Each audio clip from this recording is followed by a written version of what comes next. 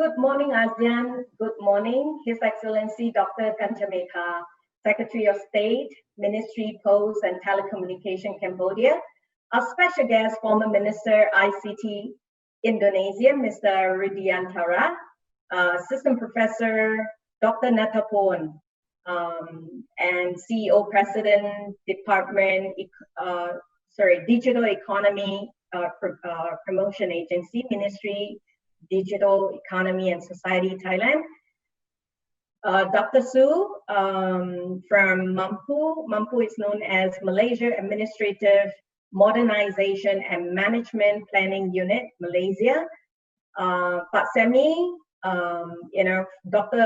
Director General of Informatic Application, in short, Aptika, Ministry of ICT, Government of Indonesia. My fellow peers, Singapore Councillor Mr. To Seong Wah, who will be the moderator for today, President Kun Chaitilan Atipe, ASEAN CIO councillors. Before ASEAN CIO councillors, I have also privileged to have Dr. Hammam, who is the Vice President for ASEAN CIO Association, and he is also the BPPT Chairman. Thank you for joining. Live chat team, ladies and gentlemen, Hongsin is my name, one of the founding member of ASEAN CIO Association. I'm responsible for global relationship alliances, events, activities with my team. Live chat digital channel evolved during COVID-19 when I was working with several other events together with the team. And because of COVID, everything was on hold due to all the travel restrictions. So I took the liberty to propose the concept of live chat to President and Vice President, where initially it was really challenging, but then we went ahead to drive the very first session without knowing what to expect. And with clarity on digitalization, driving ASEAN CIO Association with our peers, we know we cannot stand still, nor do we want to be crippled by COVID-19. So today, live chat is already on the 6th episode as the demand increases for more collaboration and exploration. So today, I'm running as your facilitator, addressing transforming ASEAN nation digital literacy, driving towards digital prosperity. I really love this term, digital prosperity. And for many who have joined this live chat for the first time, please let me address some quick logistics before we get into the full session. Firstly, this is a public live chat. I'd like to highlight that your name, your photo, or your face could be captured. And with PDPA, we like to emphasize that as ASEAN CIO Association, we do not send or sell any of your contact details to any third party. So when you register as attendee, you have granted us the consent to reach you for any newsletters or email or updates. But should you opt not to receive any, please drop us a note so that we can delete your contact permanently. Secondly, the session allows questions to be posted on the group chat on Zoom, or if you like to come online, you can press the icon and raise your hand under the participant icon. So moderator will attend to your question as deemed appropriate timing. ASEAN CIO Association is a non-profit organization initiated by a group of passionate CIOs started out in Thailand, led by our current president, Kun Chaitilan Atipe. Then in 2010, and with clear intention to share experience and support CIOs across ASEAN with various subjects as technology evolves.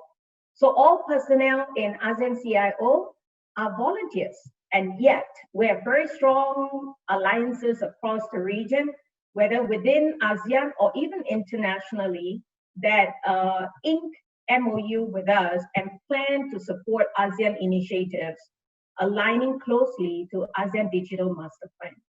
We have yet formally opened for membership but we have already an outreach of more than, almost or more than 5,000 ASEAN sea levels.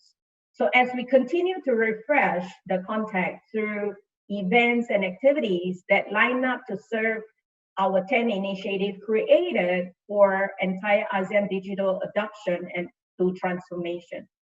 So our flagship annual event, the ASEAN CIO Forum, is one of the activities for regular information exchange, bridging towards digital and information divide. This year, the 8th forum, originally planned for July, has been postponed to September. As per Vietnam feedback, they are targeting September 10 to 11. Our co-host, Vietnam Information Network and Software Association, in short, they are known as VINASA, popularly known, will be in conjunction running the Vietnam ICT Summit with us. The theme for this year's forum is Digital Nation, Moving Beyond Smartness, Demand Sustainability, and Co-Creation. It is also our first time that ASEAN CIO gathers the youth from the region to partake in a debate on what ASEAN digital future would be like. In fact, after today's live chat, the next live chat next week, the very morning session is actually a youth conversation in which we invite you to extend the country youth to join in that particular session. Even the seniors or the adults should join this particular session to hear what is their opinion about the digital future.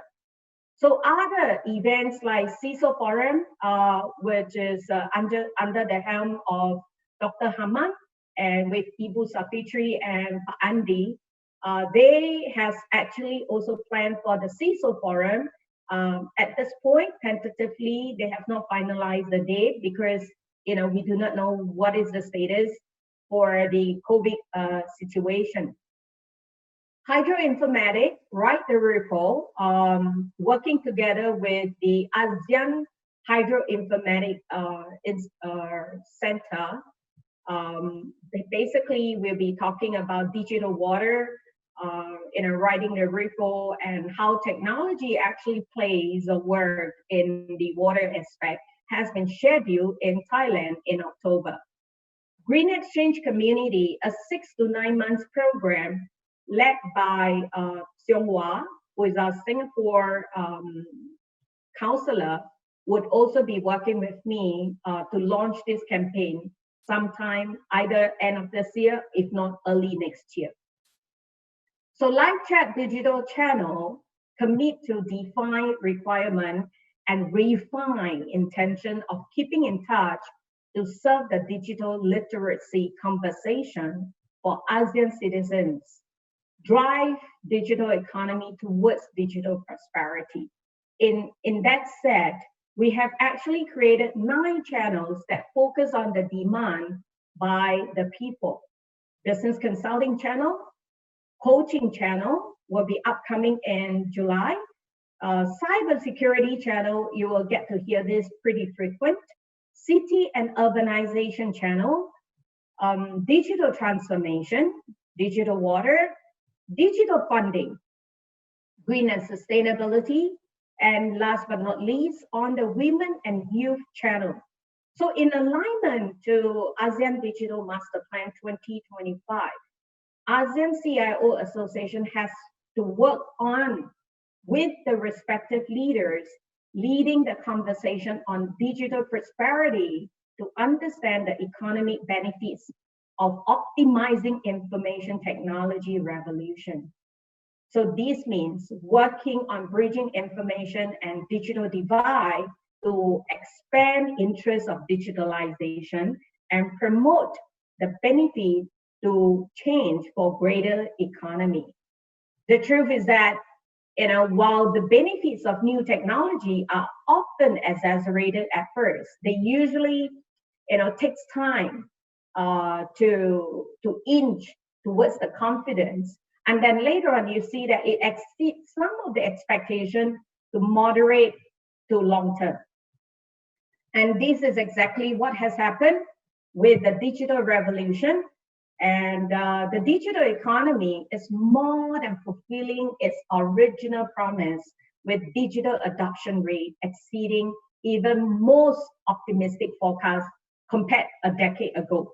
So the integration of technology into virtually all aspects of the economy and society is creating what we call a digitally enabled economy that is responsible for generating the huge share of economic growth and prosperity.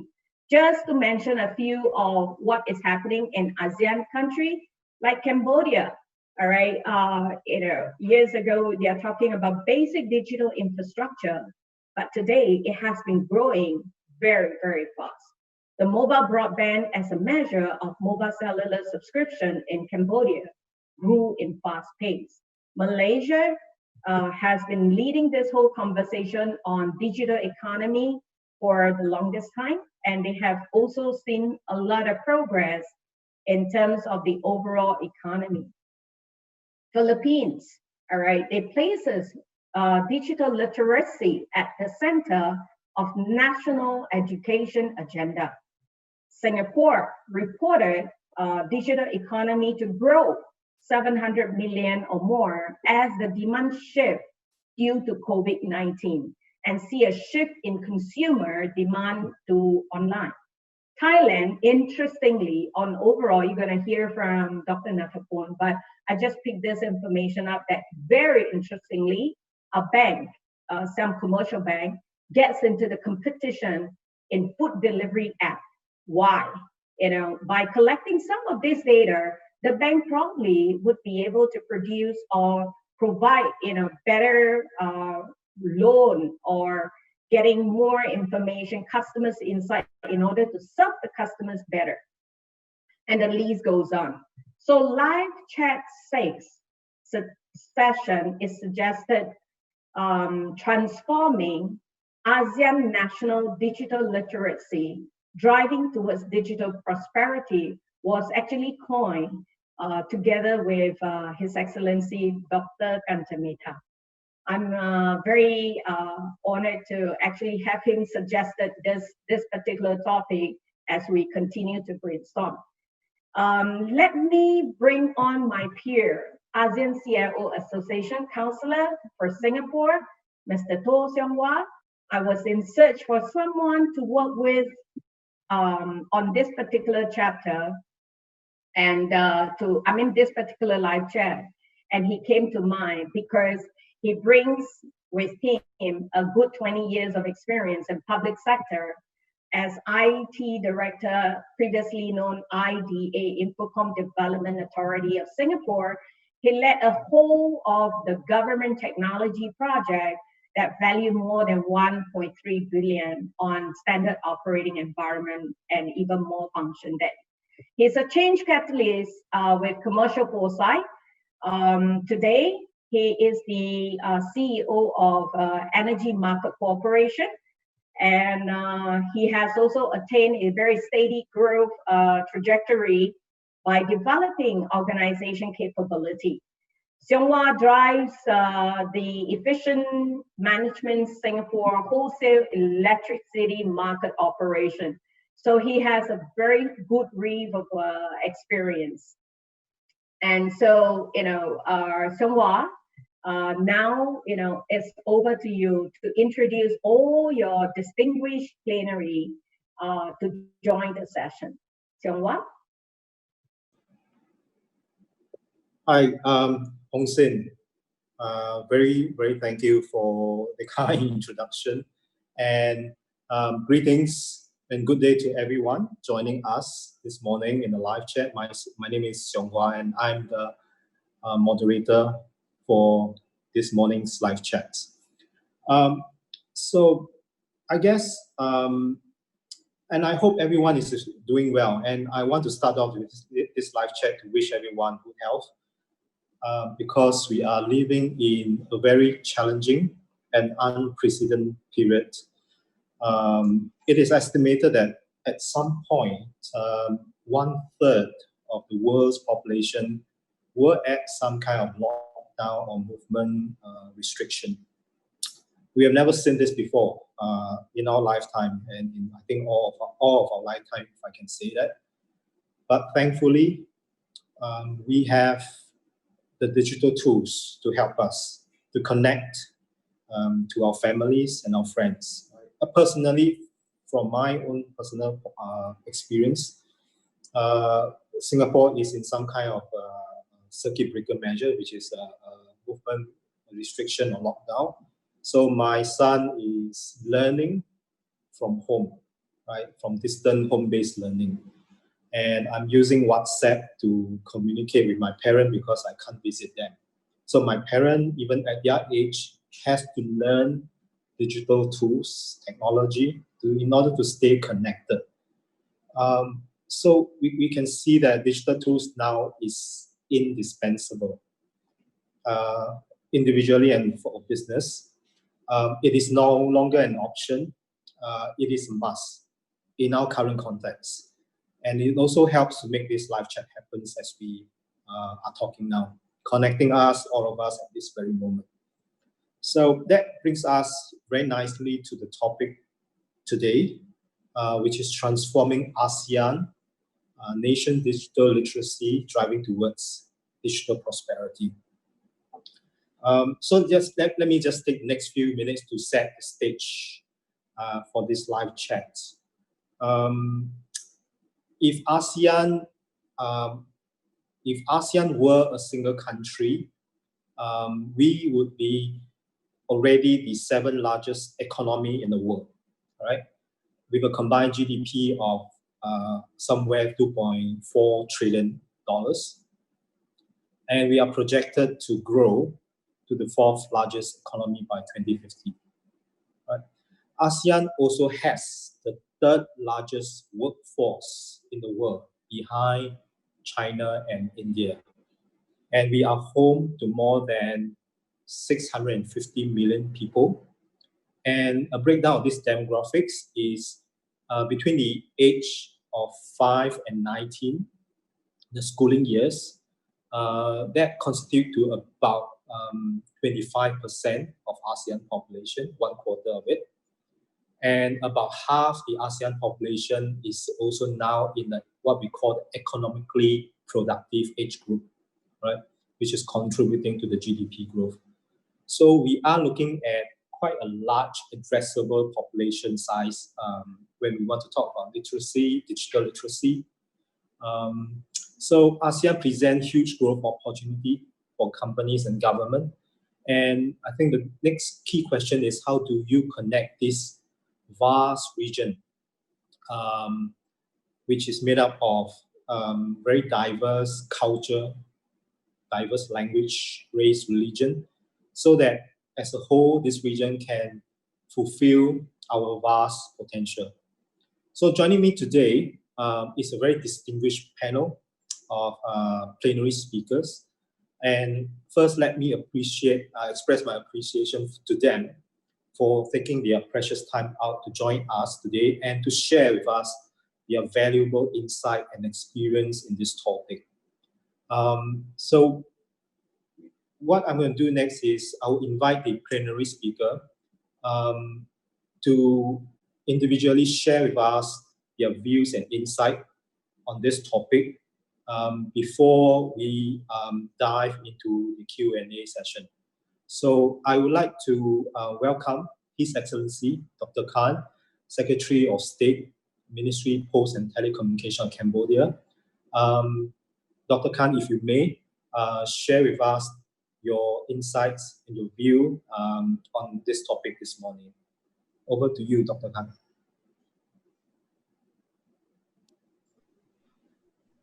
Good morning, Mr. Tosunwa. And first of all, let me say thank you to Hong Sin, and thanks also to the ASEAN CIO for the organizing this live chat, and inviting our good friends, my good friend Sam, the former minister, Rudy, also Park Samuel, and also Mr. Chai Chalam, and I mean other colleagues that I haven't met physically, but nice to meet you all. And thank also Hong Sin and ASEAN CIO for coming up with the very important topic, and it is in line and it is very updated comparing to the what we have been what is happening actually in the world. And Mr. To has the perfectly correct to highlight about the opportunities of the ASEAN, and in terms of the third largest population in the Asia, it's gonna be the fourth largest GDP in the world. And then in terms of population, of course, we need to focus on our populations. The ASEAN population is incredibly very potential in terms of the young age. And we do hope that by introducing, by the raising awareness, by promoting, by encouraging them to adopt technology, to adopt digital tools, it is the best way for transforming our society toward prosperity. And Hong Sin has highlighted about the digital prosperity. I think we do need to work more on this part, in particular for digital people. And then I just would like to connect into link to Mr. To what he said regarding ASEAN. The digital transformation and create new opportunities for ASEAN firms. I just look at the trade, for example, that for ASEAN countries, a 10% increase the internet use associated with the 3.4% increase in trade in goods and a 3.9% increase in trade in services. So it does mean like the opportunity for us is we have to link to each other. We have all firms, we need the policymakers to promote, and also we need policymakers to encourage the investment for the connectivity, for infrastructure, digital infrastructure in particular. And then we will be more likely connected digitally, and we could get more prosper in terms of the society development. But the point is there are somehow many challenges as well that we may need to address together in terms of this moment, the pandemic crisis, that not many companies, not many firms, not many people are aware about the digital adoption. Individually or business or corporates, they are still lagging behind the digital adoptions. And without talking the digital literacy, So digital adoption, the firstly, infrastructure, digital connectivity, digital adoption, and digital people are the main key to drive the ASEAN nation toward digital prosperity.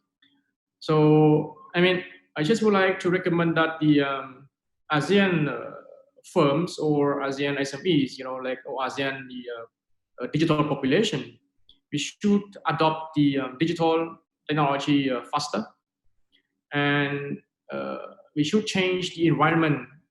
Actually, the pandemic advised us, give us the chance to change ourselves and force us to adopt the technology platform, technology tools to varying degrees of doing business and also of working. So adoption of technology is really important. That some MSMEs, some individual or some people can get some relax as well from from many challenges, many barriers that we can address. And in particular for trading, for MSMEs, I think we could also relax some constraint associated with exporting. Just would like to highlight about this, but for digital literacy, I just would like to highlight this point. I think many other points that have been pointed out, and then I will respond gradually to the question raised by our moderators. Thank you very much.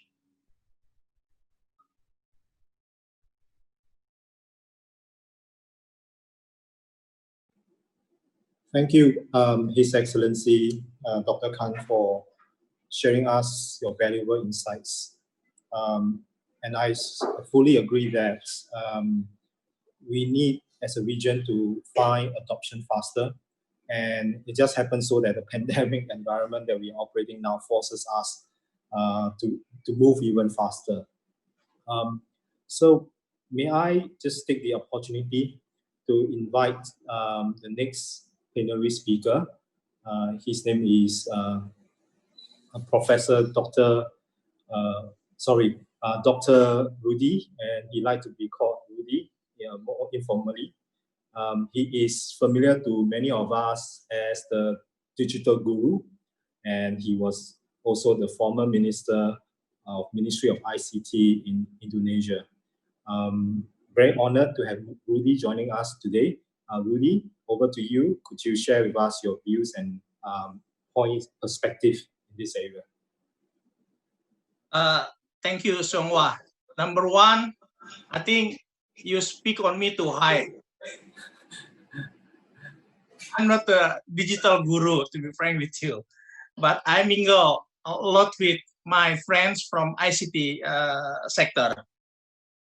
Excellency, Dr. Kanchan Mehta, my friend, colleagues from the ASEAN CIO associations, distinguished guests, distinguished speaker, panelists, ladies and gentlemen. Thank you for joining me. Actually, it's not joining with you, but I was forced, I was instructed by Hong Sing through Dr. Hamam that I have to say a word here. So since you are my friends, then I will follow your instruction then. Assalamualaikum warahmatullahi wabarakatuh. May peace be upon all of us. I trust you are all well as well. And this COVID situation, this pandemic situation is really forced us to accelerate the digitalizations. And look at from some sector point of view. In Indonesia, right now we have around 50 million students. This is elementary, junior high school, senior high school, and Islamic boarding school students. Not to mention a student from university. Probably in total is over 50 million. A student has to study using the digital. And this 50 million is more than the number of populations of some of our neighbors, even in ASEAN. You can imagine how the scale, how massive if the digitalizations needed by this region. And I bet probably in ASEAN, if the 50 million representing 40% of the population in ASEAN, so in total, we have more than 100 million students in ASEAN has to learn by using the digital, by studying virtually. That is on the education level. Now, I would like to touch a bit on the economy. ASEAN economy is projected this year's won't grow.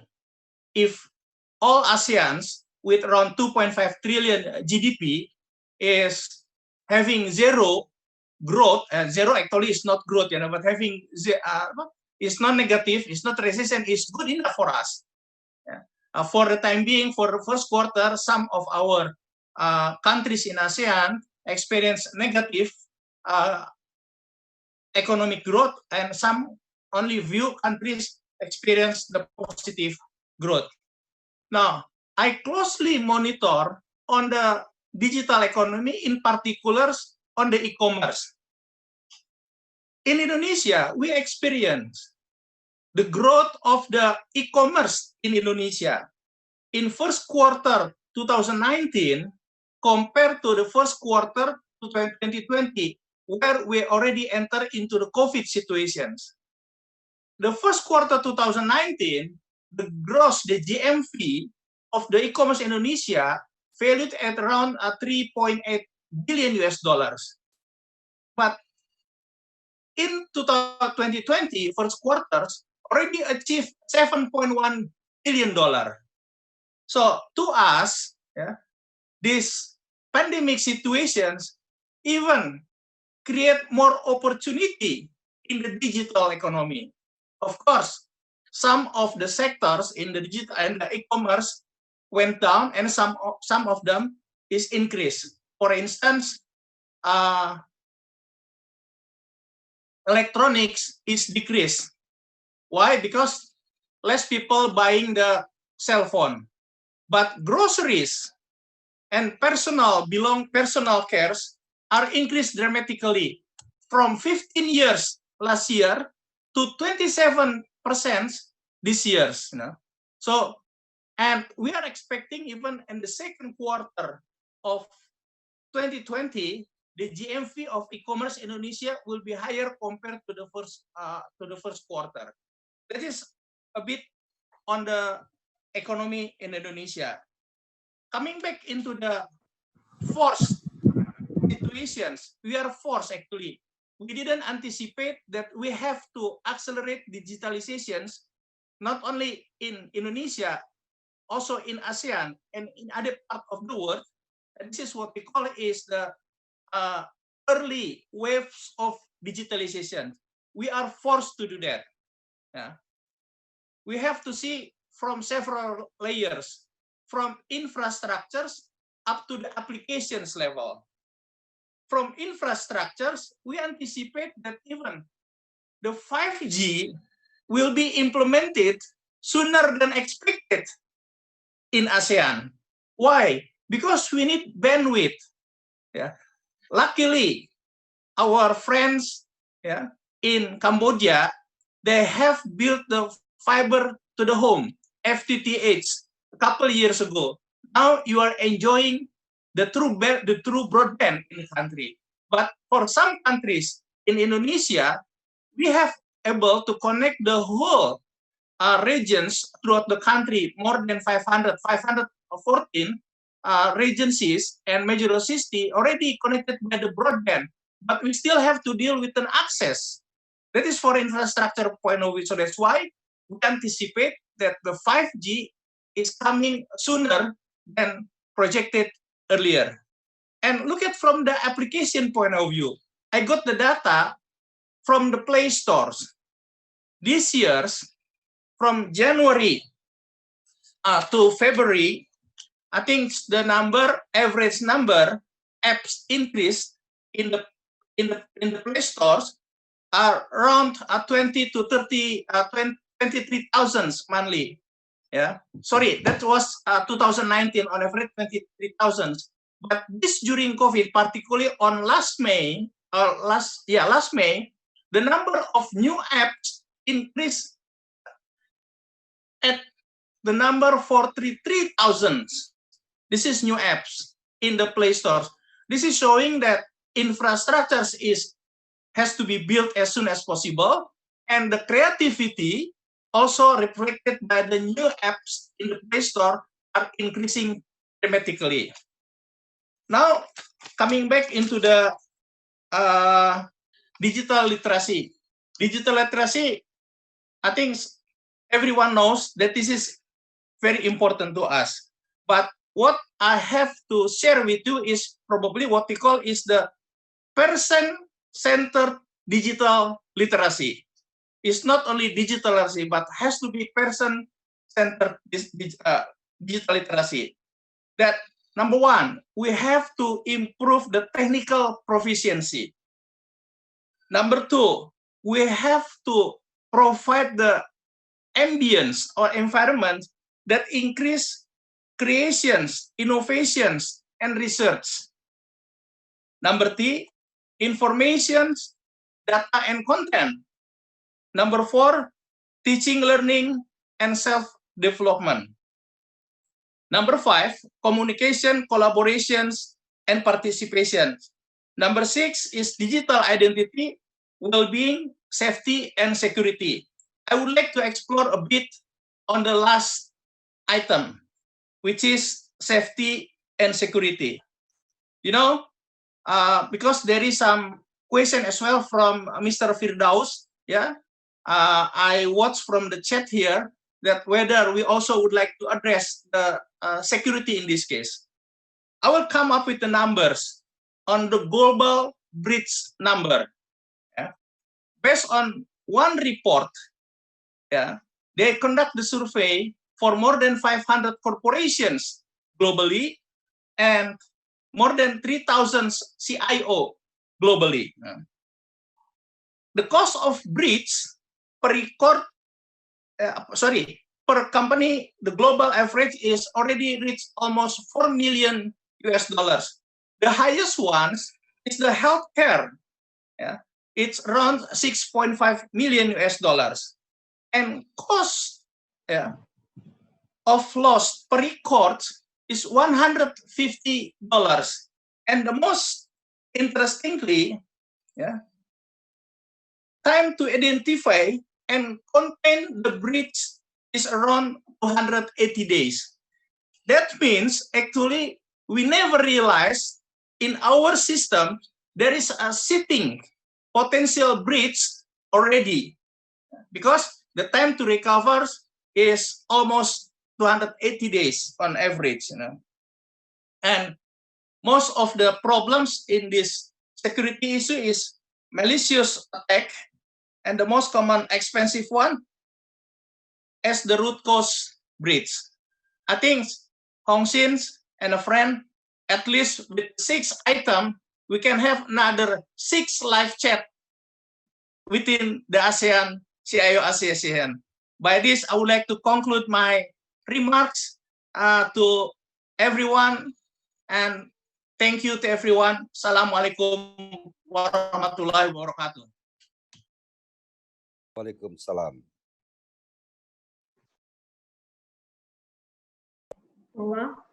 Hi. So it take a while to unmute.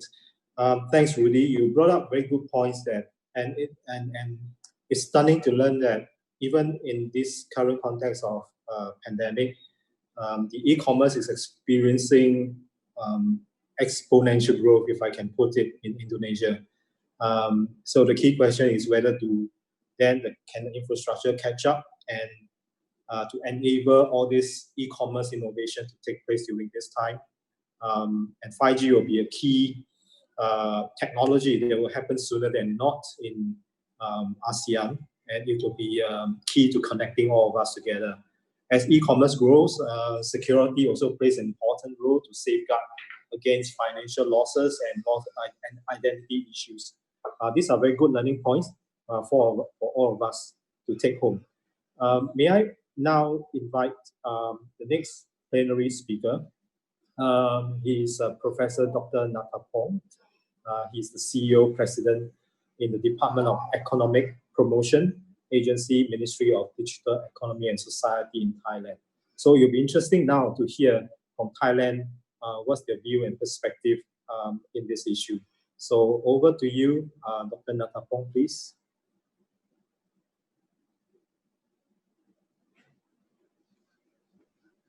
Thank you very much. Good morning, Excellency Mr. Hunt and Mr. Linkett. For the Thailand overviews, I give you the overview. Usually that we're trying to develop one of the digital master plans. And over the digital master plan, we have the digital action plans. I mean, for over the next 2 years or 3 years, I mean the mid-term plan of the country. And also on the January, we are focused on the impact of the political issues, economic issue, social issue, and the technology, especially for the digital technology. But based on that, on the February, we got the impact from the COVID-19, as we know. The COVID-19, we need to be reconsider about the change to the supply chain of all the sectors of the country. The change to the customer behavior, including the citizen behavior, the change rapidly from one hand to another hand. And also we seem likely, and we forecast that we got to get a new entrance in terms of the strengthening of the local digital technology to fighting with the competitor from outside. And also we have the change to the customer behavior in terms of the everyone trying to see the cost leadership and trying to see the quality of the product, trying to see the better choice based on a digital channel. If we back to the Thailand's promotion plan, I mean the digital promotion plan, of course, we are focused on the digital literacy, manpower, especially for the expert, and what we got lack of the number of experts or the IoT, big data, or data scientists, data engineer, and the other guys for the IT person. And also we are focused on the transformation of the industries, including the agriculture sectors, including the SME and other manufacturing and trade and services. And society, we also focus on the change to the communities that we already invest on the broadband across the country over the 24,700 villages for the internet broadband on the free Wi-Fi. And we're trying to look forward for the smart city or smarter city in the future and focus on all the provinces of Thailand over the country. But we focus on over the next 2 or 3 years for 7 smart cities that will be part of the ASEAN also. That's why I told you this thinker and the goals of the country, because all the things that what we put on the strategy that have changed over the last 2 months. What have changed because we need to be more focused on the literacy on the agriculture sectors. Because the agriculture sector of Thailand, we got more than 5 million households or over the 12 million people in Thailand that are doing for the agriculture sectors. And we have the rapidly change in terms of the supply chains and the economic activity for the manufacturing, especially for the SME. Some of the country will say, or the Hong Seng mentioned earlier that some of the SME, including the manufacturing, have adopted the logistic platform. The logistic platform, including the food deliveries and the good deliveries, that will be what's happened in Thailand. And also we have seen the change on the tourism. Of course, over the last 2 or 3 months, we locked down the country and all the tourism industry in Thailand have failed in the business. Some of them will be closed in the near future. And I think the tourism industry in Thailand, it will be one major of the things that contribute to the Thai GDP. And of course, to have change to the agriculture, manufacturing, SME, including the tourism industry or one of the majority sector in Thailand, we think that the most important thing is going to be the key success factor of the country to go through the COVID-19 or after the COVID-19 to the possibility things about the digital manpower. And we see over the 63 million people of the country have got the literacy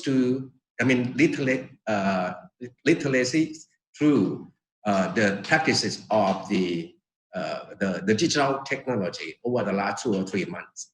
You will see that Thai citizens have used the mobile phone or the smart devices to get the subsidy from the government in terms of the lifestyle and in terms of the cost of living.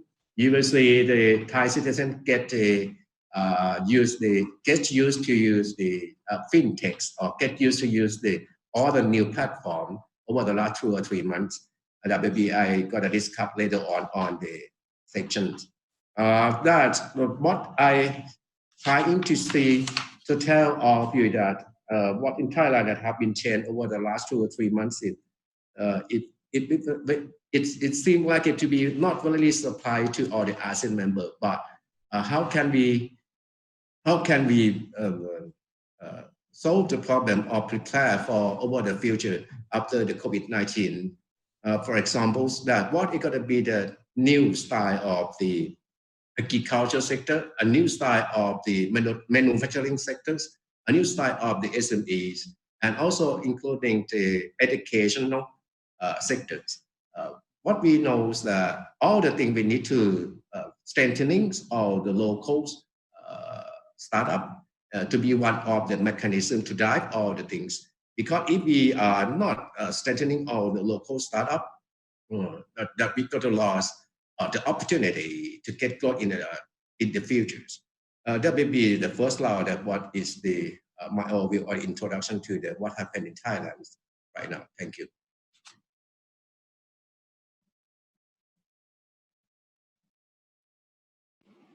Thank you, Dr. Natapong, for a very comprehensive update in Thailand. It's interesting to note that while tourism sector is impacted, it opens up opportunities in other sectors that could potentially take advantage of the situation we're in. And a very good point that you mentioned about preparing for the future, where I think it's almost a consensus that the post-COVID future will be different from the past that we came from. And now we have to start thinking about new style of agriculture, manufacturing, SMEs, and education. And the digital literacy plays a key role in enabling some of this. Next, I would like to invite Dr. Su. She's Deputy Director General in Malaysia, Administrative Modernization and Management Planning Unit, or known as MAMPU. Very glad to have Dr. Su joining us today. And it'll be interesting to hear Dr. Su and her perspective from a Malaysian point of view. Over to you, Dr. Su, please.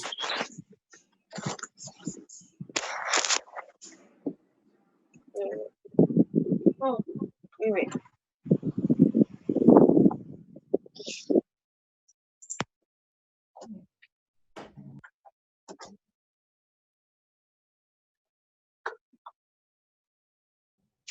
Okay, sorry about that. Assalamualaikum warahmatullahi wabarakatuh. Salam sejahtera. Very good morning, everybody. Glad to see everybody in good spirit in the midst of this unprecedented event. As you know, Malaysia is in the. Can you hear us clearly? Okay, as you know, Malaysia right now is in the recovery movement control order. We have, Alhamdulillah, thank God, has seen a very reduction in cases. Okay. I would like to echo panel speakers before me that COVID-19 has actually accorded us a new perspective and opportunity with regard to digital adoption. We can see just not organization, enterprise, adoption of digitalization increase, but also among the society, in our case, the citizen, the business. We see an increase of economy players.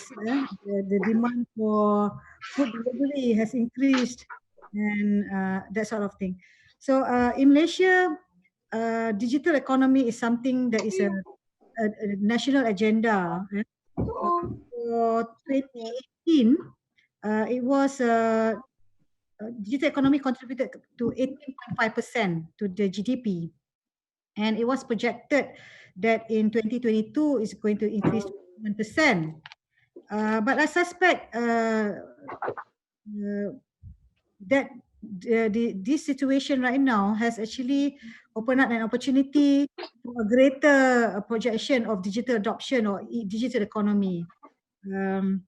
Recently, Prime Minister of Malaysia has actually revealed or showed the National Economic Recovery Plan, JANA, And large part of the in the plan is about related to digital and technology. For example, the reskilling and upskilling of programs. We want to increase that to enhance employability. This is true to maybe for Malaysia and other countries as well. There's a lot of business is forced to shut down and is forced um, to relook at other opportunities. So there are a lot of people in the citizens that need to be reskill and upskill to join the digital economy movement.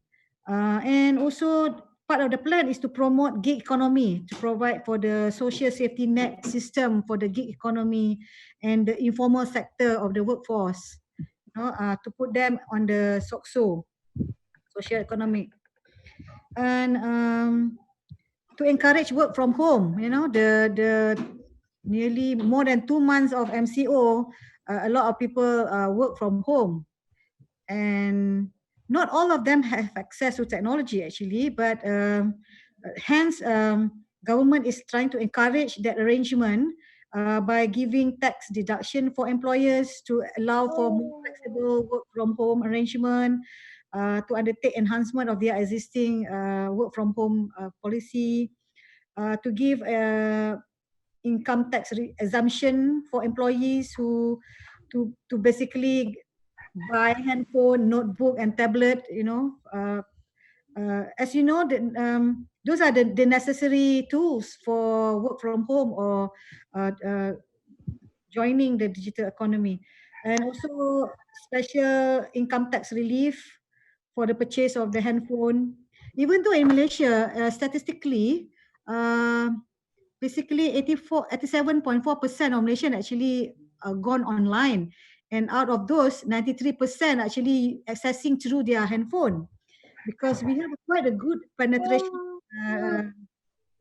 for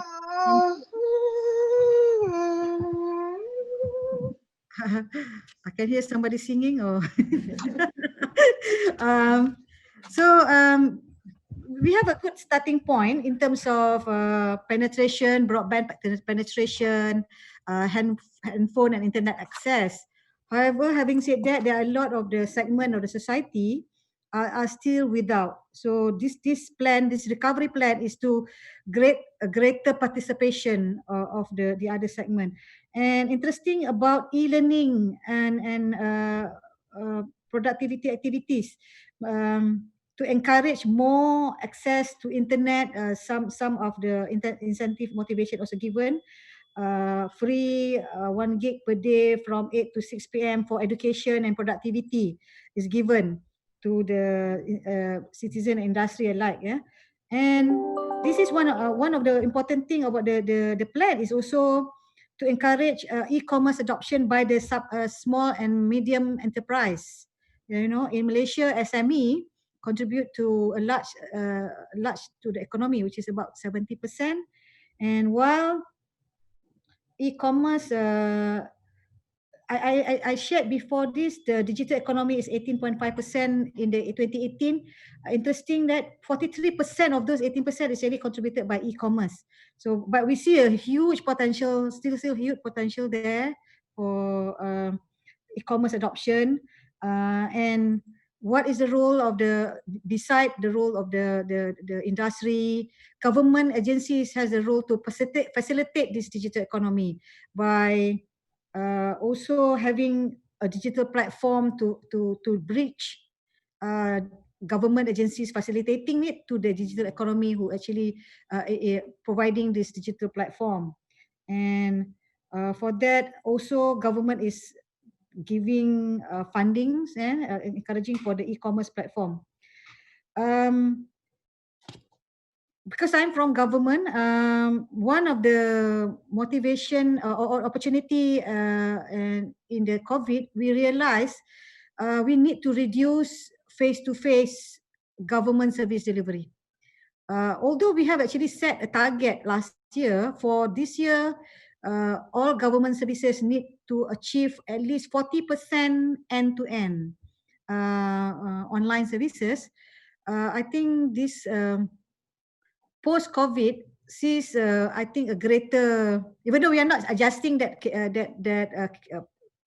KPI yet, but we see we are now working together with agencies to look at opportunities to further enhance and basically if they cannot create it fully end-to-end, maybe semi end-to-end, or also to basically leverage and other means of social media or communication, so that a citizen can no longer can have basically pre-appointment, for example, to come and if they cannot get the services from their at their premise or from their end, they still need to come face to face, arrange it and have a facility to basically do an appointment for that.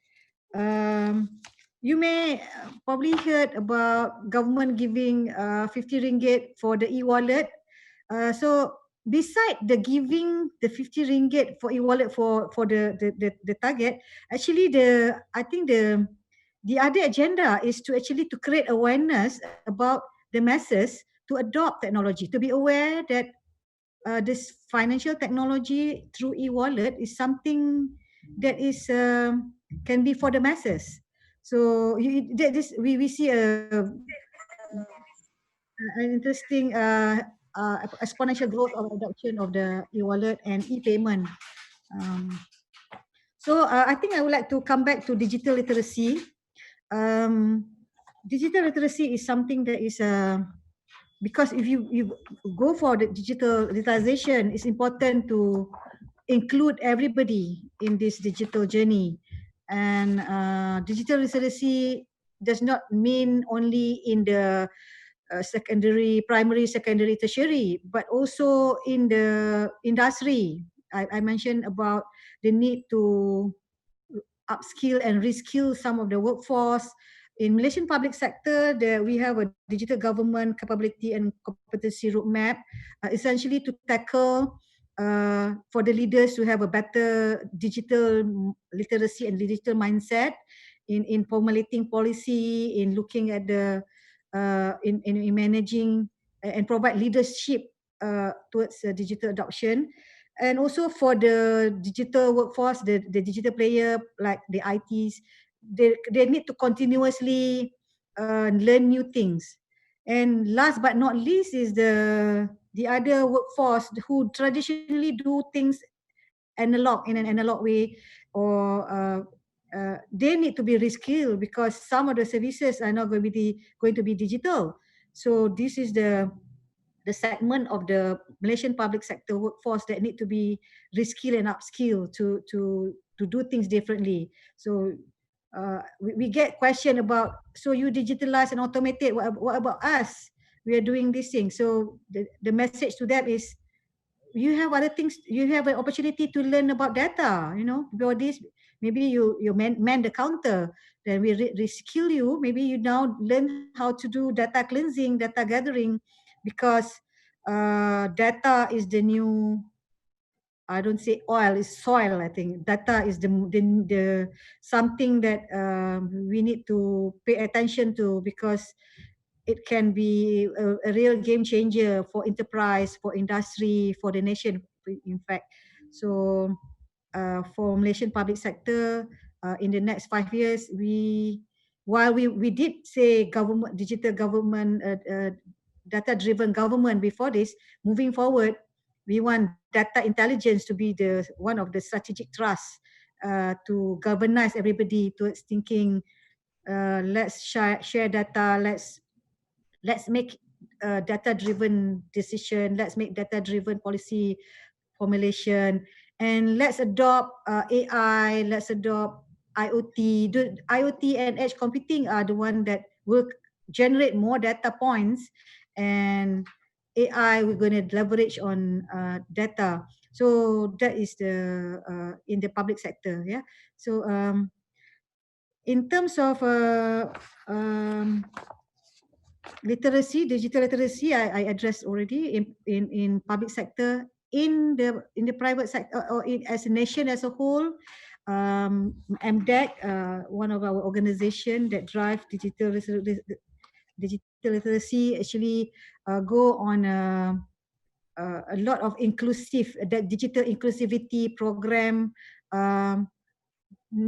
Doing digital literacy not for that sake only, but actually doing a lot of other activity to increase digital literacy. Yeah. I think that is I have to share. I open for more this chatting. I'm sorry I do not have a more structured presentation, but I'm open to further chatting or further QA from the member panels and also from the audience. Thank you very much. Wabillahi taufiq wassalamu wabarakatuh. Thank you, Dr. Su. Very informative sharing.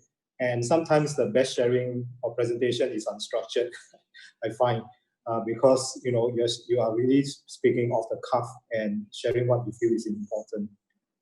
Just a note to everyone who is attending the live chat this morning. I see a flurry of questions in the chat, and I hope that we have time to address some of those questions. And so the key takeaway from Dr. Su's sharing is government plays a very important role to advance the adoption of digital technology. And a good example is, like what Dr. Su said, $50 for the e-wallet will probably incentivize everyone to apply for e-wallet. And that's an interesting step that I find. And for me, my biggest takeaway from Dr. Su's sharing is when she mentioned that no one should be left behind in this journey. I strongly concur with what she said, because as we pursue the adoption of digital technology and digital literacy, the least we want is creating inequality as a result of that. But as much as we hope, I think inevitably some people will be sidelined. For example, lower skilled worker who may not be able to reskill to have acquired digital skill may, as a result, find themselves in a worse situation. It's something that maybe if we have time, we hope to address it further later in the Q&A. So finally, may I invite the last but not the least important plenary speaker to share with us his insight. He's Pak Semi, Director General of Informatics Application from the Ministry of ICT Government of Indonesia, to share with us his view and perspective on digital literacy. Over to you, Pak Semi, please. Thank you very much, moderator, Excellency Khan, and ladies and gentlemen, thank you for having me in this forum. So for Indonesia, digital transformation is a must. We have been planning this since Pak Rudi as a minister. But as Pak Rudi mentioned, because of this pandemic, we have to speed up. Actually, our completion program is a 10-year, and we have to finish everything in 2024. But recently, 2 days ago, actually, President already instruct how to speed up, and we can finish it in 2022, because the demand is there, and the people is really looking forward to move the new norm, or we call it as a digital transformation. This is what we have to. We have the challenge how to move forward and more preparing this on the digital transformation. In Indonesia, we have 3 pillars on the digital transformation. First, we are focused on the people, economy, and government. On the people, we know that the digital is give us a benefit, a lot of benefit, but we also know that digital also bring a problem. For example, is on the hoaxes. Indonesia have a big problem on the hoaxes, and we also have a big problem on the scamming. For this reason, we have to educate our people. We have to equip them so they can prepare to entering the new space, a digital space, as their reality, and they can can unlock their empowerment and unlock their best potential. On the digital economy, we are focused on the facilitating the new idea. And also we are focused on the how to help the SME to onboard and as a part of digital economy development. This is our focus. We already assist 10 million SME that we already managed to onboard them. But we still have a lot SME that need to be on board. On the digital government, we already developed. In Indonesia, we already have developed our digital government. But at the moment, it's still silo. So our focus is how to integrate them and then how to standardize. And we are planning to have a super app for the people. So there is an application that can be used by the people to interact with the government services. Next is about the literacy digital. Next. So on the literacy digital, we have a, on the digital talent, we have a framework how to develop the digital talent in Indonesia. Indonesia need a lot of the digital talent at the moment. But so we have decided divided into 3 levels. Basic level is which is give the basic skill for the people, and in our program for this program is for the digital skill, basic digital skill is to reach 50 million in the 4 years to come. And then we also preparing the intermediate digital skill, and also we give the scholarship for the advanced digital skill. Next is about how we put the digital literacy on the framework. Next, please. So this is the first on the digital transformation. We have to prepare, of course, the infrastructure.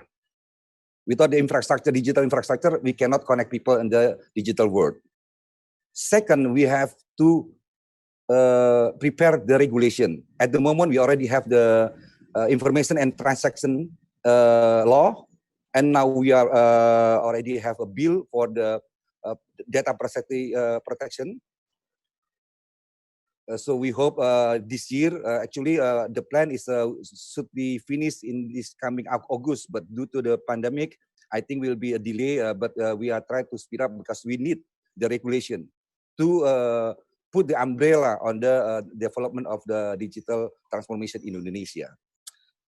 On the literacy digital, what we are doing in the staging, first we have to build the awareness and give them the people the knowledge and change the behavior to hygienic behavior on the digital.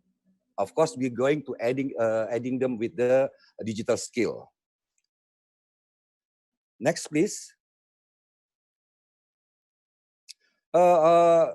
We understand that the literacy, digital literacy, we cannot be done only by the government. We now we are form the movement with right now we already joined with us is 108 institution and community how to do the literacy literacy program in Indonesia. On this program, we have a sub program also. First, like stop hoax, how to fight the hoaxes that's spreading in the digital space. And second, we are producing a lot publication about literacy digital. Some of them is about how to do parenting in the digital world. We have already more than 100 literacy publication. And we also educate the volunteer. We call it Pandu Digital. This is so we want to make this movement is bigger. So we need a lot of volunteer to work with us. Another is we also have a school of influencer, and we also gather with the community how to create the good content, and so on and so on. And also we have also how to educate the parent on their child when they are using the internet or on being online. This is we are part of our digital literacy. This is what we can share with you. our focus is how to prepare our people so when they are embracing the digital world as they are part of their reality, they are ready and they can prosperous themselves, then can be good for the people. Thank you.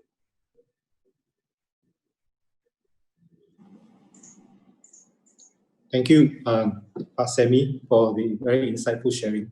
An update on what Indonesia is doing in this front. Good point about it cannot be an initiative or movement led by the government only. It has to be a partnership that involves all parties, all stakeholders and constituents in this journey. So what we're going to do next is we are going to move to the Q&A. I'm looking at the questions that's posted in the chat group. There are many of them. It shows that we have really a very attentive audience this morning and very interested in this topic. I'll try to cover some commonalities in the chat as much as we can, given the time that we have. The first question is, I think the digitalization or digital transformation is a very obvious path, right, for ASEAN countries to catch up in the industry 4.0 or the fourth industry revolution. However, it doesn't make sense if we have to achieve this objective in ASEAN, but at the expense of creating more inequality in the region. And case in point, I think mentioned that some low-skilled workers may not be able to survive if the growth in the low-skilled jobs is not moving, right? And they are unable to be reskilled for the new digital economy era. So what can we do about this, and what are the specific measures that ASEAN or governments in these regions are doing to address this issue? So this question will be posted, is posted to the plenary speakers, and I will invite the speakers to provide their view. First off, may I invite His Excellency and His Excellency Dr. Khan to give us his view on this issue of inequality. Over to you, His Excellency.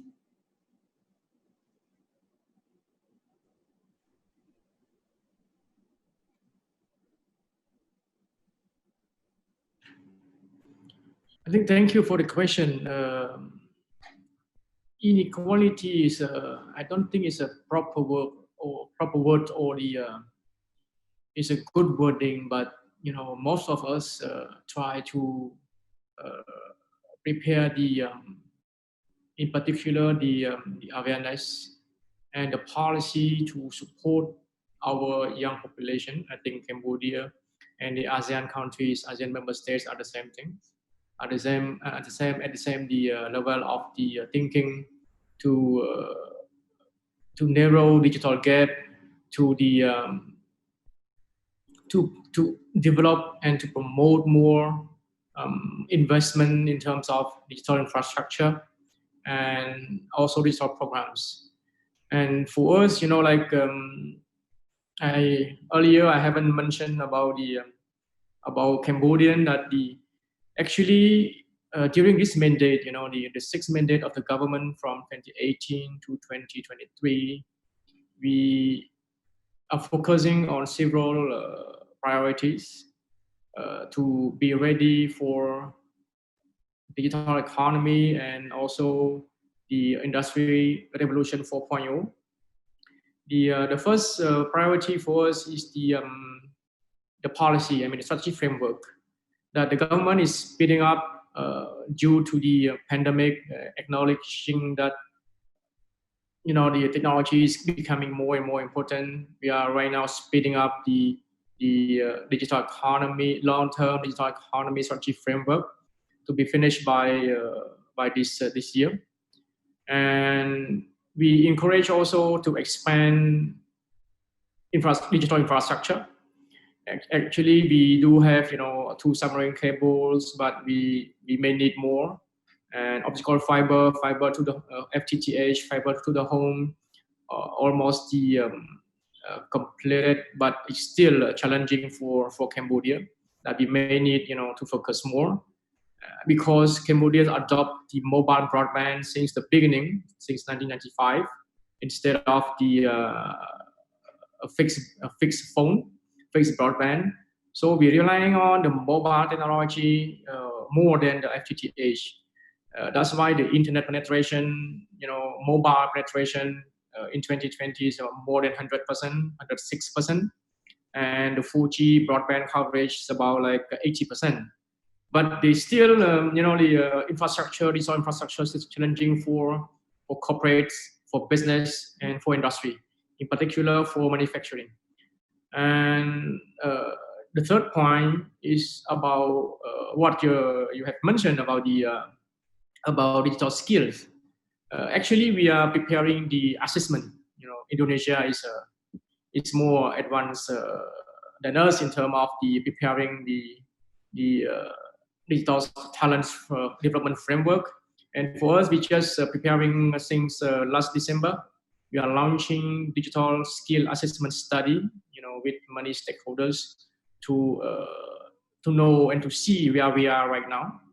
And once this paper is going to be finished, we do hope that the paper will be finished by end of this year as well. And then we are going to develop the digital skill development framework as well, or digital skill development policy, to make sure that the where would be Cambodia in next 10 years, and what would be the major orientation, the career, the special expertise, or the specialization, of the for university, and also the school orientation, university orientations for the high school students, for the college students, that to help them to choose, to adopt, or like to decide what kind of major they're going to decide, what university they're going to continue, and what sector they are going to work.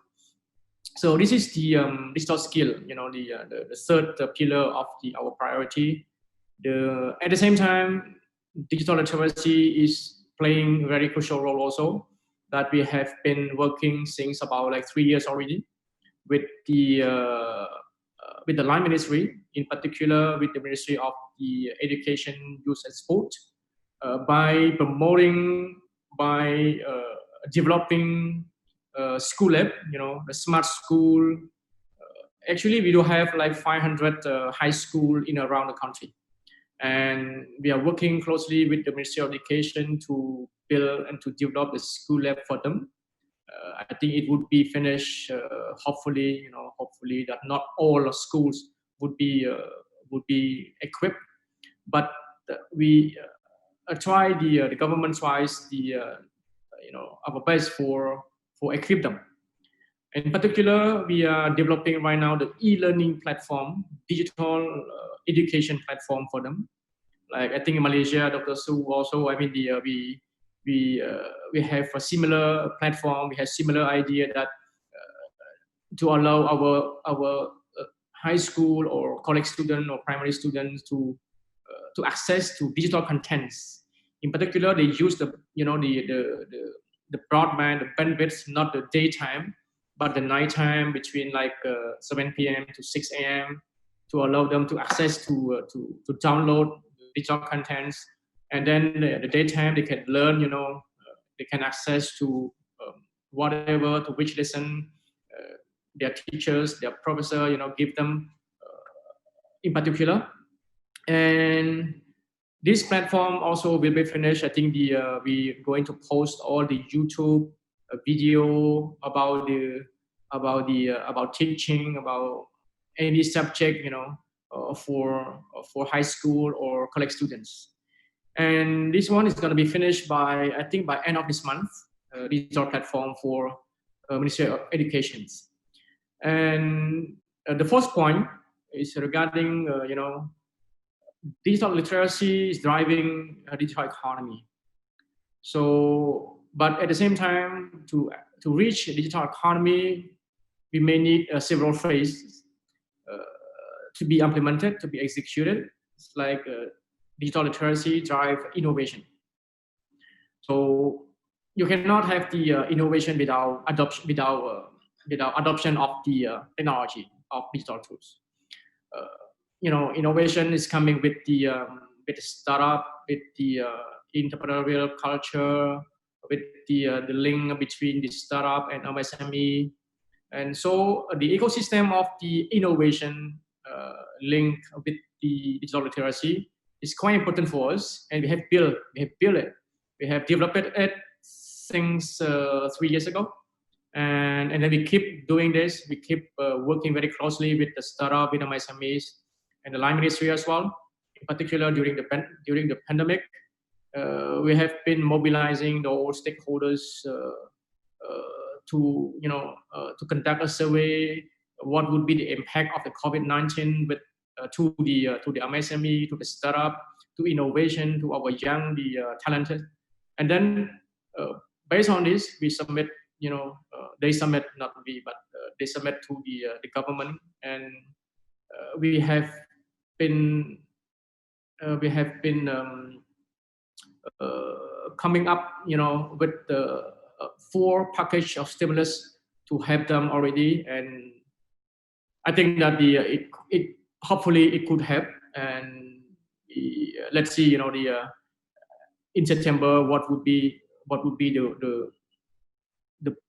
the most impactful of our measure to our ecosystem, innovation ecosystem, startup, and MSME ecosystem for Cambodia. Thank you. Thank you, His Excellency, Dr. Khan. Interesting that every country is developing platform, and for now, happily, the e-learning platform. Maybe just I was hearing through what you're sharing, and one thought just bounced off my mind.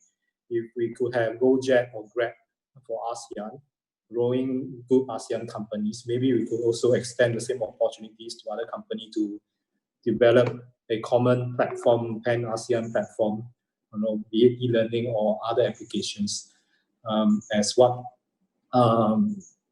some of I think the audience also mentioned. Next, may I invite Rudy to share your view?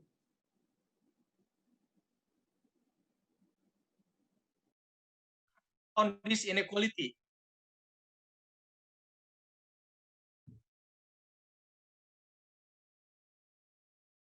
Xianghua? Yes. Yeah, okay.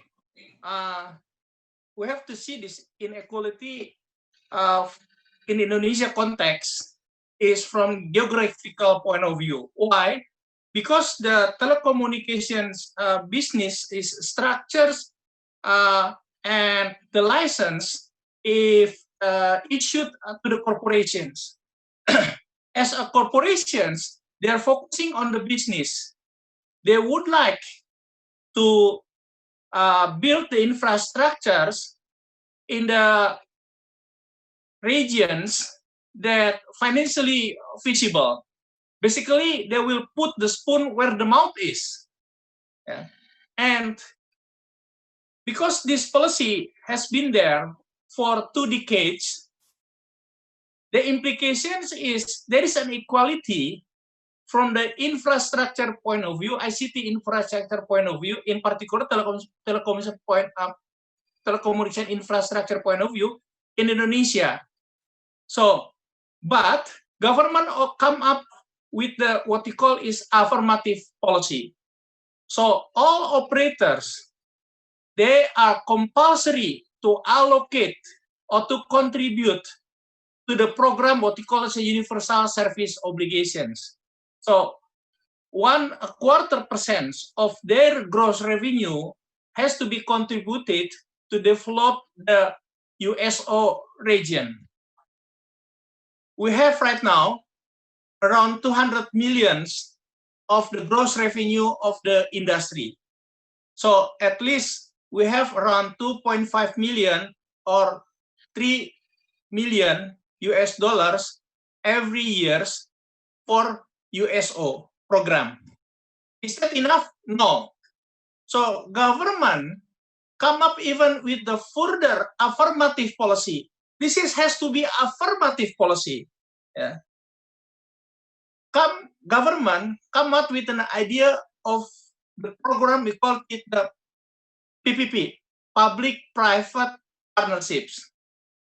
If we are using only $2.5 or $10 million every year, it's nothing. Yeah? But with this PPP, we can embark $2 billion project. The Palaparing one, the one that connect the backbone, through backbone, the whole regencies and major cities in Indonesia, total together, we team up with PT Telkom and other operator to build connectivity for backbone only. Yeah, it cost us 1.8 billion. It's already embarked. Now it's already in operations. Further than that, another affirmative policy is to build our own government satellite. And this is not only the ordinary satellite, but this is the high throughput satellite. This is going to be 150 gig high throughput satellite. This is the largest HTS high throughput satellite in Asia even. And this will be launched by end of 2022 or early 2023.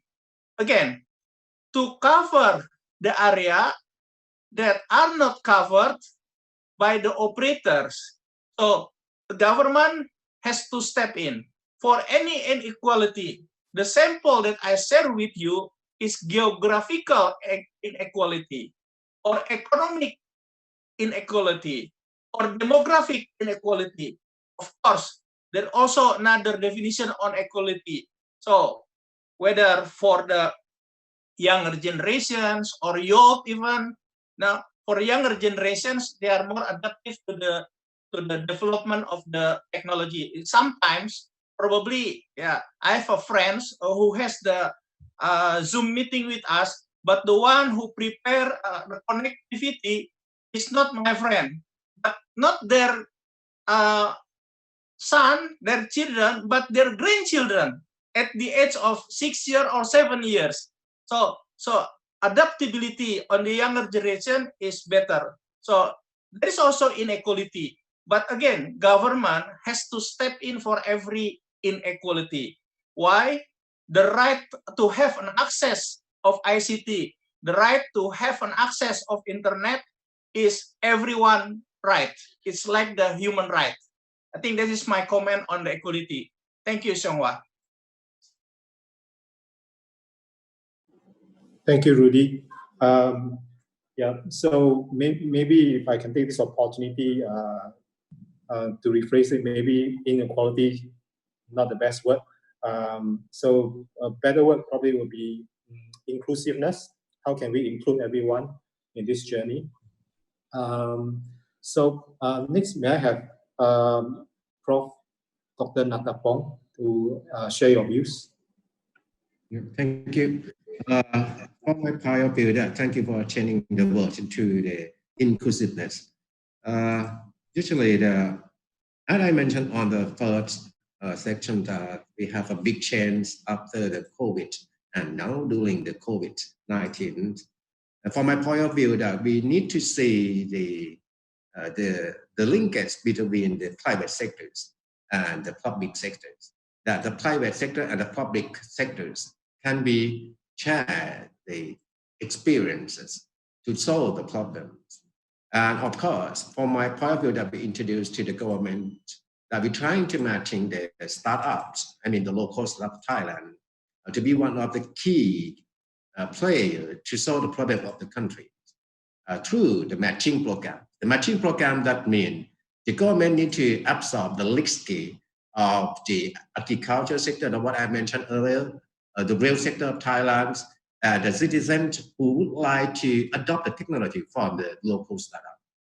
We got experiences from the Indonesia that you got a unicorn that up to 4 or 5 unicorns from the government procurement. But for Thailand, there will be a great opportunity to solve the problem and also to provide the services for the inclusive innovations across the country. For example, what we have to over the last 2 months, that we're trying to matching the local startup to solve the problem in terms of the agriculture sector. We give the voucher to the all agricultures per household approximately 10,000 baht. 10,000 baht can be adopted technology from the startup that will be bring the inclusive innovation into the agriculture sectors. Then we use the same thing with the SME and the manufacturing.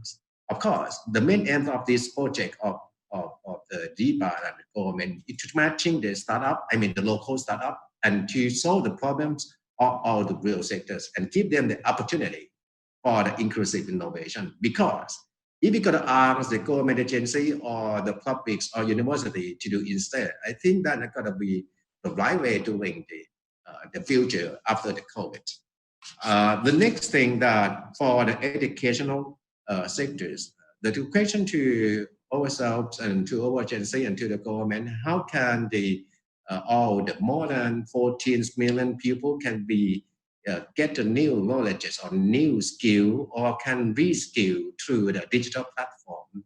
Then we divide that into the segment of the citizens that who are need to reskill and get an upskill, including the reskill a new skill through the digital platform.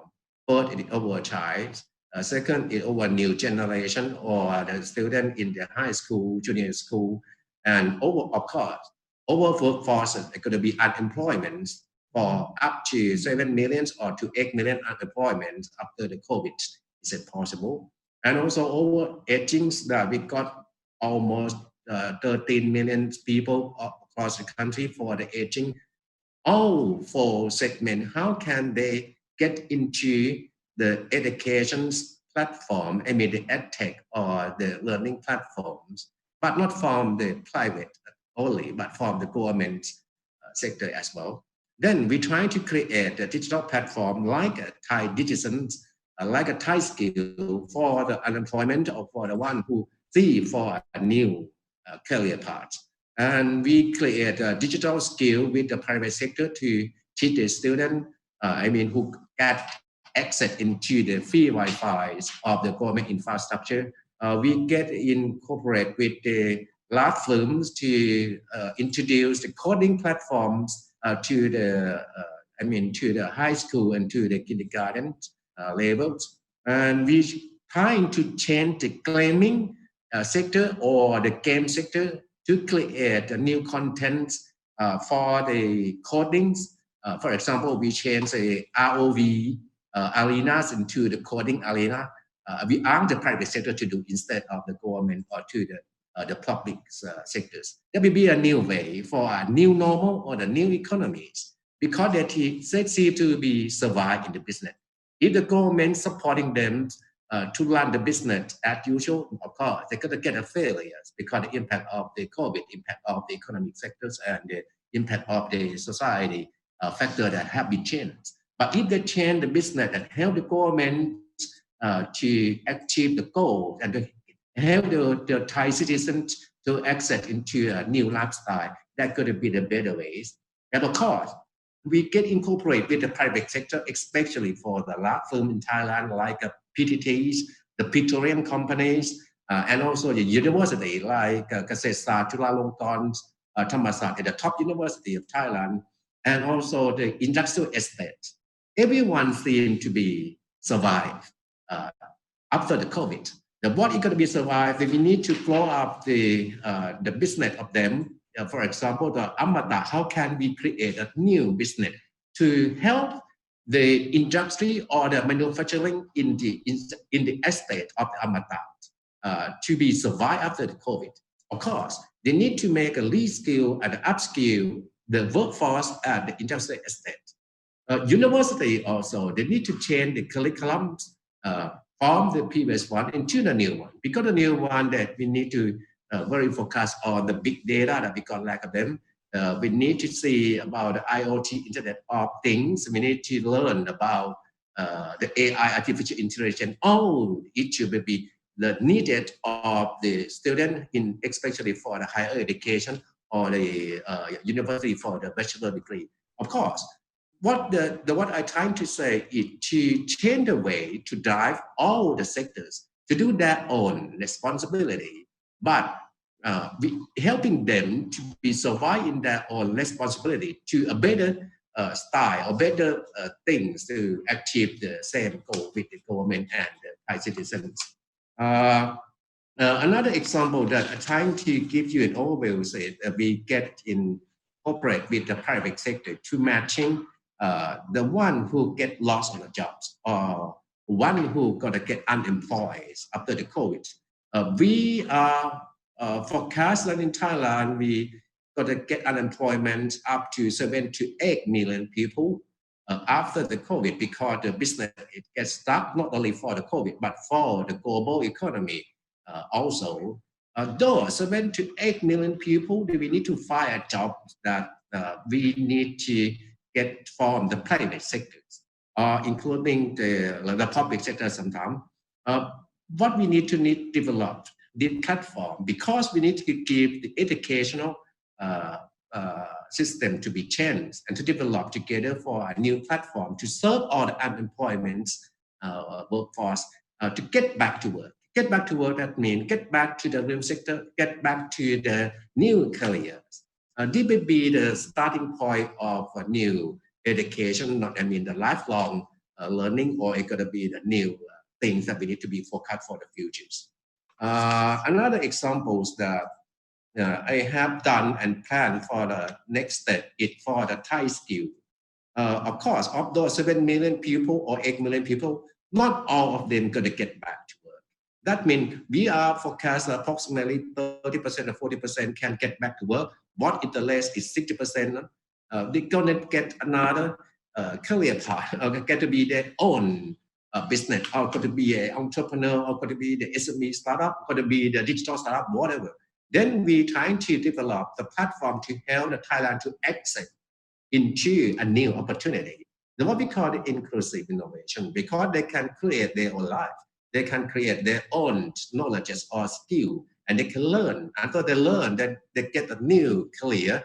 Because for the future, the job is not same as today. It's going to be a new normal. So I think all the private sector is going to ask the workforce to be as the job based rather than to pay salary monthly on that. That will be prepared to the scientists and to get the inclusive innovations. The example that what we prepare them is for the aging people, of course, some of the limit of the guy who's going to get back to work, but we cannot oversee the aging guys that are up to 14 million people of the citizens of Thailand. How can we arm the aging people who got the knowledge that we got, like on the IT, get back to work? That is going to help the country to move forward for the global economy. I mean, the new economy. But what I think is the key driving force of the country to get to the inclusive innovation is to provide a platform that can ask the people exit into the platform and get the benefit from the platform. When the people or the citizens get the benefit from the platform, of course, they're trying to get the effort or pay the hard way to get the survive in the new economy, that what we call after the COVID. Because the new economy after the COVID, it's not only the COVID impact, but for the global economy change as well. That's what my point of view. Thank you. Oh, thank you, Dr. Natapong. A lot of food for thought, I think, for all of us, based on what you have shared. I would like to, on behalf of Dr. Su, apologize. Dr. Su, unfortunately, has to rush off to attend another meeting, and so she will not be able to join us in the Q&A. Next, may I have Mr. Sammy to give us your view, please. Thank you, Shingwa. How to address the inequality and how to make the transformation is inclusive. I think first we have to have prepared the essential pillar on the transformation digital. As I mentioned under my presentation, first, connectivity or infrastructure. Everybody should be able to connect to internet. Second, we have to prepare the regulation so everybody can level up. Nobody get the privilege, everybody the same. The third, how to boost up the development of the digital ecosystem. So we can access the technology and we can upgrade our skill, the SDM. In case of Indonesia, we have, I would like to highlight 5 programs. As Pak Rudy mentioned, we have to have an affirmative policy. Our first affirmative policy, how to help the SME to onboard. Not only onboard, how to help the SME to grow in this digital economy transformation. So they are being part of the digital economy development. That's the first.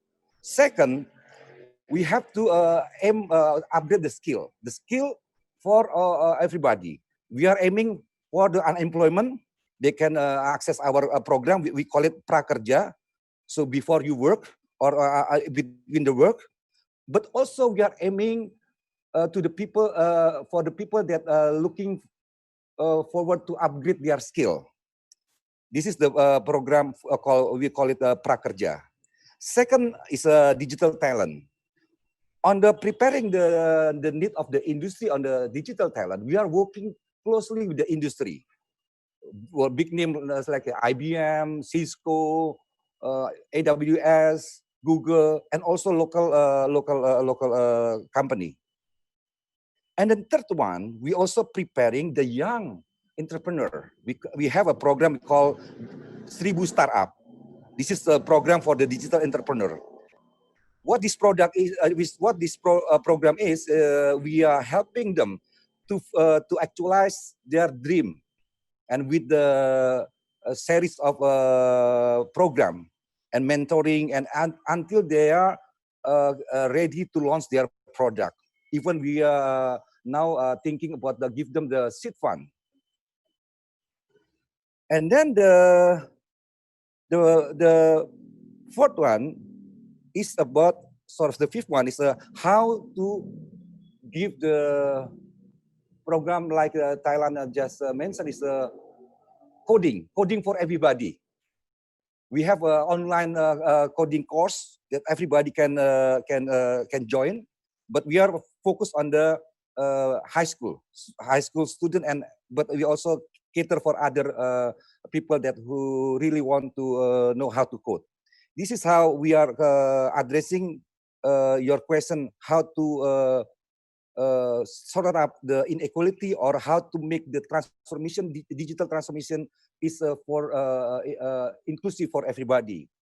Our motto for this digital transformation is nobody left behind. This is very important.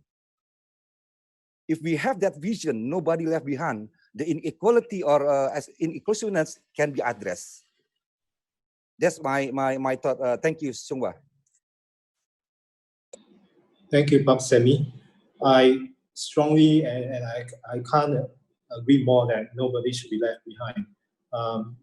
There was a saying that education was the great equalizer, where no matter what's your background, whether you're rich or poor, you have education, you're given the same opportunity as the next guy. So I think probably in the next millennia, digital literacy will be the great equalizer as well.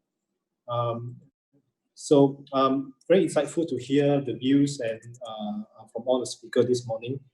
And personally, I have gained a lot. And I was looking through the chat group, and there were many questions, but unfortunately, we do not have the time to address all of them. But I would like to probably just mention some of the, or summarize some of the questions from the chat group, just to give recognition to people who took the time to express it. I think there were many questions on data, sharing of data, data governance, and what does it mean for ASEAN, whether we could achieve a state where ASEAN member states could have the open data policy, given that fewer than half of the ASEAN member states have data protection law, and if we envisage that our business, our company is going to operate across the region, and our labor is going to move across the region, and what does it mean for us as an individual or business? So just to give recognition to a lot of questions based on data. And I think there were also a couple of questions that is asking how about this there's a growing awareness that online media comes to play a vital role in our daily lives, shaping our thinking when we consume those content. What do we need to do in order to, as part of digital literacy, help our people to be more discerning when dealing with multitude of information that's available online, right? To be responsible when they consume those content, knowing what's right, what's fake, what's real, what's fake, what's right, what's wrong, and also processing those content and creating those content subsequently. So just these are, I think, in my interpretation, questions that I see from the chat group. So once again, my deepest appreciation to all the plenary speakers for taking time out just to share with us your valuable insight, which I personally has benefited tremendously. And I am left with nothing but optimism for this region, to be honest. The contribution of digital economy to ASEAN GDP as a percentage is 6%. If you compare to United States with high digital literacy, the digital economy contribution to their GDP is about 35%, if I remember correctly. So we have a huge opportunity to grow as a region collectively. So with that, I end the live chat session today, and I'll pass it over to Hong Sin for the concluding remark. Hong Sin, over to you, please. Okay, Seung-Hwa, thank you very much. I thought you say "and" means I don't need to do my job, So, allow me to close this session. ASEAN CIO Association would like to take this opportunity to thank all the distinguished plenary contributors on live chat 6 for enlightening us there is possibility in digital literacy towards digital prosperity. I think across the ASEAN countries, we can learn from each other. And a key takeaway, not about inequality, rather a big action on inclusiveness. So the several conversations to drive in action for technical proficiency, learning, participation, reskill, upskill, gig economy, the whole new norm. Generally, all right, it's not going to stop anything right now, but rather, we are accelerating because of this COVID situation. The PPP, public-private partnership, has been a long-standing conversation in which countries are also learning the rules to bring on this conversation, to have it work for the country development. And also the other key takeaway, where Dr. Nakapu mentioned, is about matching possibility, inclusiveness in consideration of action to innovate, which is very interesting. What exactly has ASEAN CIO Association has to do in respect of driving ASEAN digital citizen in continuation of digital literacy to digital prosperity, in reviewing the aspect of etiquette, digital wellness, security, digital rights and responsibility, laws, access, even the big conversation on commerce and communication across the region, not just within the country, because now that we're so connected. And taking the suggestion, we will review and pick up the priorities by getting feedback from attendees and reviewing today's content and also the past live chat. There's simply no magic. There is a lot of commitment from leaders of the region to drive change, with the support of community giving a chance to inch closer and work together towards digital prosperity. And quoting His Excellency, Dr. Kantameta, inequality may not be the best word, rather country development and readiness across the different ASEAN region as to how we can work together. So today's session, just for the benefit of every one of you, again, I would like to emphasize it has been recorded and it will be posted on ASEAN CIO YouTube channel as well as Facebook page under ASEAN CIO. do note that the upcoming live chat next week on the 18th of June, we have 2 sessions, very interesting sessions that you may even want to participate. The very morning session, which is also Bangkok time, Jakarta time, we're talking about like morning about the same time, is on youth opinion on ASEAN digital future. And the speakers, the plenary contributors are from the region across ASEAN and are all youth speakers. So they talk about there's no crystal ball, but how do they predict the fortune of ASEAN future? And also for the rest, in case you'd like to suggest some new topic, or even things that you'd like to contribute for any of the 9 digital channels, do drop us an email, livechat@acia.com. It is our honor to have you join us. With deep gratitude, thank you very, very much. And do have a fantastic day.